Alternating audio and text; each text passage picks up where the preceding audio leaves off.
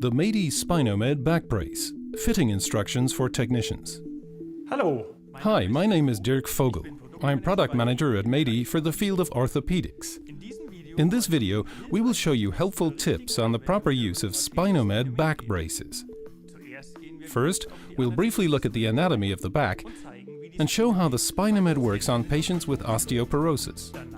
Then I'll demonstrate, with the help of a patient, how to properly adjust the Spinomed brace and the things that you should watch out for.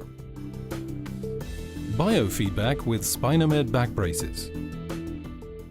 Patients with osteoporotic vertebral fractures tend to have poor posture.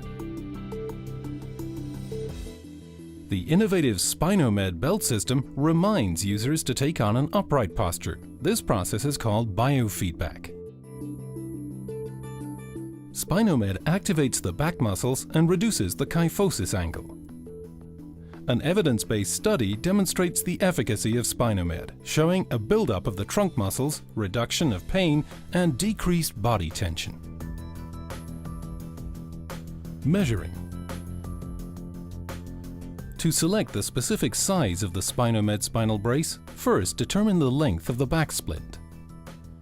Palpate the C7 cervical vertebra and, starting from it, measure over the entire spine to the sacrum.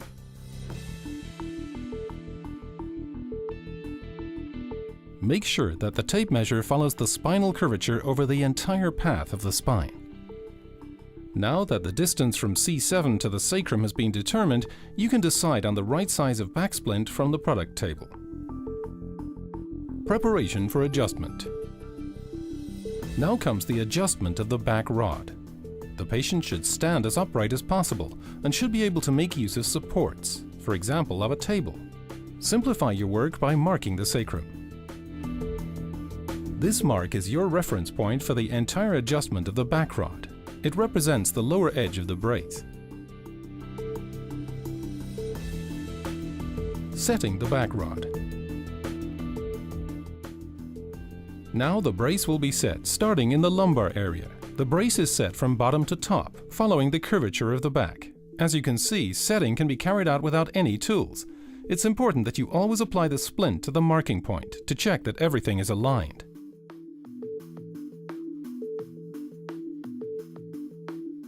Now set the splint step by step in the direction of C7 until it traces the entire spine.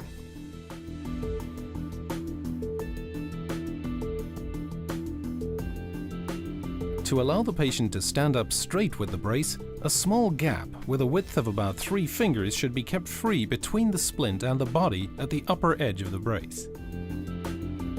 Applying the brace. Now the patient can try on the brace. The brace can be worn like a vest. It is a good idea to help the patient put on the brace, especially the first time. Before you adjust the straps to the right length, you should once again ensure that the splint is positioned correctly, starting from the marking point on the sacrum. Then the stomach pad can be closed. Make sure that the bottom edge of the pad is positioned on the pubic bone. The best way to do this is in front of a mirror, so the patient can memorize the correct position of the stomach pad.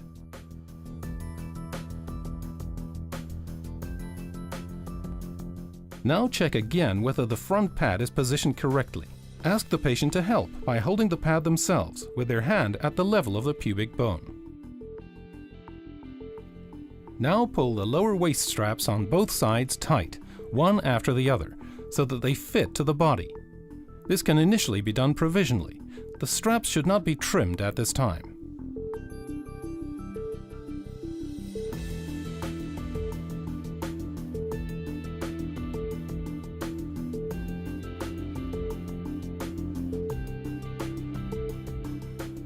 Continue with the adjustment of the straps now by setting both shoulder straps to the right length. To do this, pull the shoulder strap tight using the strap loop.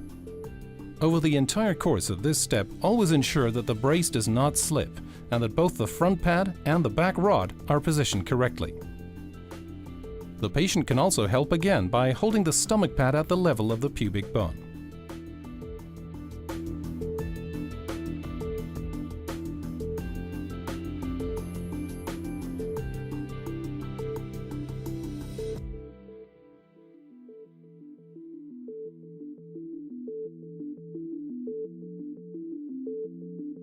Now check whether the shoulder pad is positioned correctly.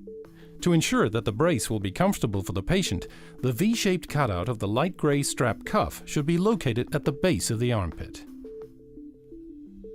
To do this, open the Velcro fastening on the inside of the strap and position the shoulder pad as desired.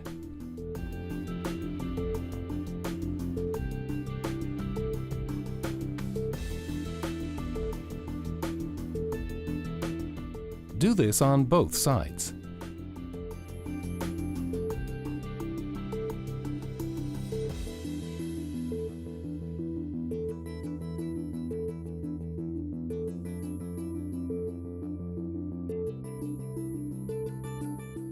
On the right, you can see the shoulder pad is positioned correctly. On the left, it is too high.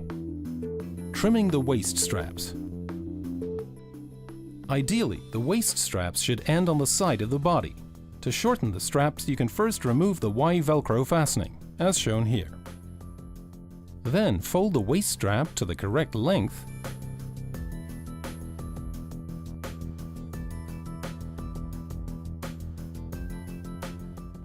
and then provisionally close the Y Velcro fastening again.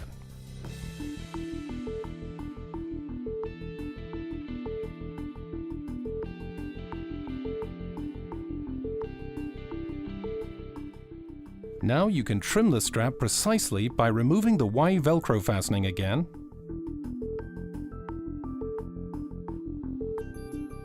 trimming the strap with a pair of scissors at the desired location,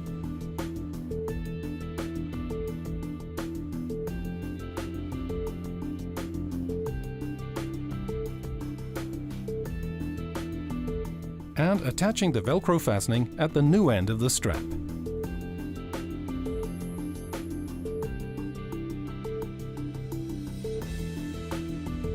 Now the Velcro fastening is in the right location.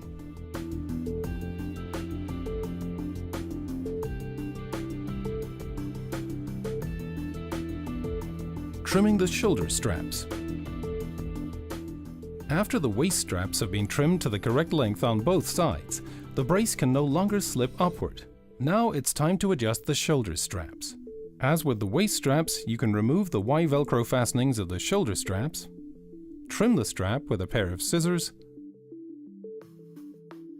and reattach the Velcro fastening. During this step, please make sure that the stomach pad is not pulled to the side or upward. As you can see, the patient should hold the pad.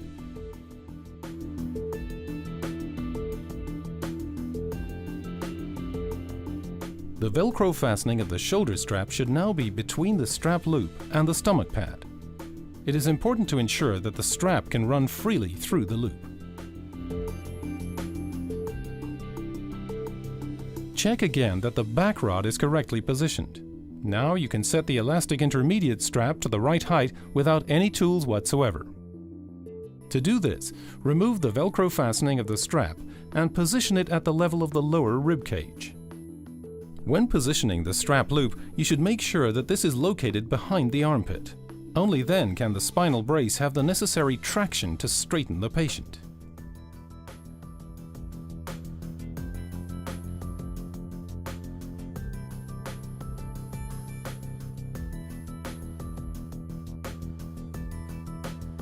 Three-finger check. To avoid constrictions, you should check that the brace is correctly adjusted by seeing whether you can slide 3 fingers between the shoulder strap and the shoulder of the patient.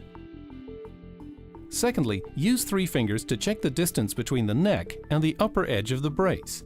This ensures that the patient has enough room to straighten up while wearing the brace. Closing of the brace by the patient. The patient can now put on the brace like a vest themselves and close it using the hand straps on the stomach pad. Ideally, this should be done in front of a mirror so that the patient closes the stomach pad on the level of the pubic bone.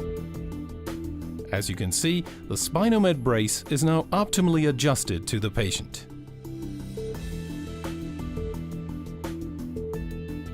Now the Spinomed spinal brace can be worn under a jacket without being seen.